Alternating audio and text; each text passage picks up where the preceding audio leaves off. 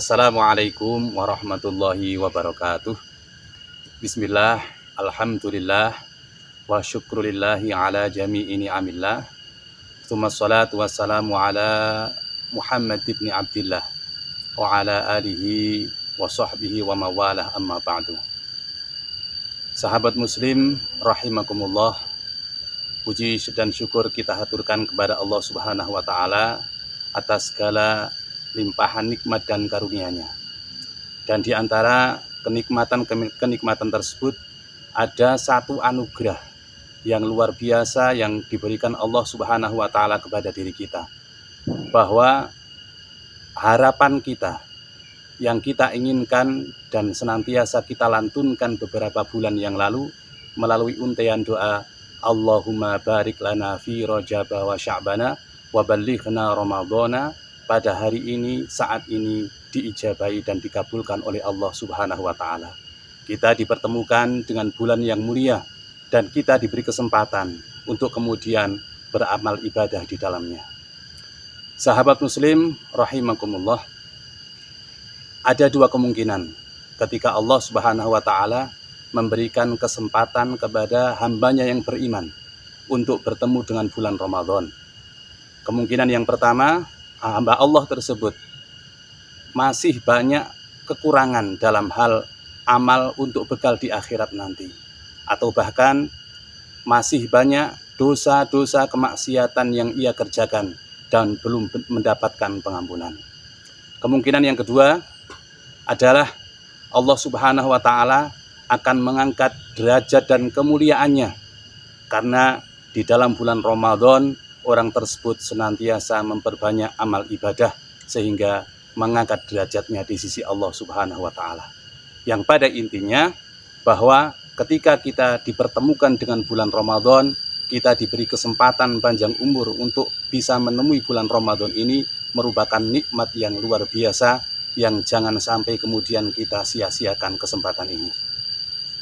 Sahabat muslim, meskipun demikian, ada beberapa golongan orang yang dia bertemu dengan bulan Ramadan, diberi kesempatan oleh Allah untuk bisa bertemu dengan bulan Ramadan, tapi kemudian dia termasuk golongan orang-orang yang rugi. Siapakah mereka? Yang pertama adalah orang-orang yang ia merasa sama saja ketika di bulan Ramadan dan di bulan selain Ramadan. Dia tidak merasa bahagia, dia tidak merasa termotivasi untuk menambah amal ibadahnya, tidak ada niatan untuk meningkatkan ketakwaan dan ketaatan kepada Allah Subhanahu wa taala. Maka orang-orang ini rugi sekalipun dia dipertemukan dengan bulan Ramadan. Kemudian golongan yang kedua adalah orang-orang yang ketika di bulan Ramadan tidak merasa bersalah apabila di bulan Ramadan ini masih mengerjakan kemaksiatan, dosa-dosa yang biasa dia kerjakan. Sekalipun dia mengerjakan puasa di siang harinya, di malam harinya mengerjakan sholat-sholat sunnah dan lain sebagainya, tetapi orang ini sama sekali tidak kemudian mengurangi kemaksiatan dosa-dosanya ketika masuk bulan Ramadan, maka ini adalah termasuk orang-orang yang rugi di dalam bulan Ramadan. Rasulullah Shallallahu Alaihi Wasallam bersabda dalam sebuah hadisnya, "Malam yada' qawla zur wal amana bihi falaisa lillahi hajatun fi ayada'a ta'amahu wa syarabahu." Barang siapa yang tidak meninggalkan perkataan dan amalan dusta, maka Allah Subhanahu wa taala tidak peduli dengan puasanya ketika dia meninggalkan makan dan minumnya. Sahabat muslim, kemudian golongan yang ketiga, orang-orang yang rugi sekalipun dia bertemu dengan bulan Ramadan adalah orang-orang yang ketika diberi kesempatan bertemu dengan bulan Ramadan, tetapi dia tidak kemudian menggunakan kesempatan itu untuk menambah, untuk memperbanyak amal ibadahnya, baik amal ibadah yang hubungannya dengan Allah Subhanahu wa taala, hablum minallah, maupun amal ibadah yang berhubungan dengan manusia atau hablum minas. Padahal di bulan Ramadan ini Allah Subhanahu wa taala menjanjikan pahala yang berlipat ganda ketika kita mau mengerjakan amal-amal ibadah, ketakwaan, ketaatan kepada Allah Subhanahu wa taala. Kemudian golongan yang terakhir adalah sebagaimana yang dikatakan oleh para alim ulama. Bi'sa qaumul ladina la ya'rifuna Allah haqqan illa fi syahri Ramadan. Celakalah golongan orang yang dia tidak mengenal Allah kecuali hanya di bulan Ramadan, yaitu orang-orang yang dia bertemu dengan bulan Ramadan kemudian memperbanyak ibadahnya.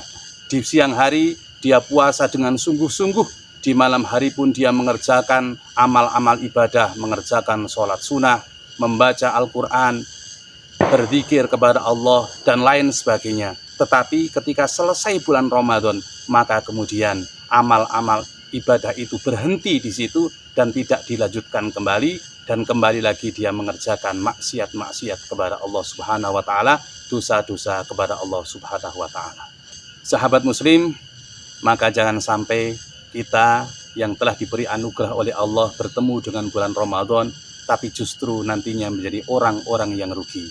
Mari kita gunakan beberapa hari terakhir bulan Ramadan ini untuk kemudian memperbaiki hubungan kita kepada Allah dan memperbaiki hubungan kita kepada manusia. Kita perbanyak amal ibadah kita. Jika kita merasa bahwa kita dipertemukan dengan bulan Ramadan, kita diberi kesempatan bertemu dengan bulan Ramadan ini karena masih banyak sekali dosa-dosa ataupun kemaksiatan yang belum mendapatkan ampunan, maka mari kita perbanyak istighfar, kita perbanyak taubat kepada Allah dengan sungguh-sungguh, sehingga dosa-dosa yang telah kita kerjakan mendapat ampunan dari Allah Subhanahu wa taala. Jika kita merasa bahwa selama ini bekal yang kita kumpulkan, amal soleh yang kita kerjakan belum cukup untuk menghadap Allah Subhanahu wa taala, maka mari kita tingkatkan lagi ibadah kita di beberapa hari terakhir bulan Ramadan ini, sehingga nantinya itu menjadi bekal yang cukup untuk menghadap Allah Subhanahu wa taala.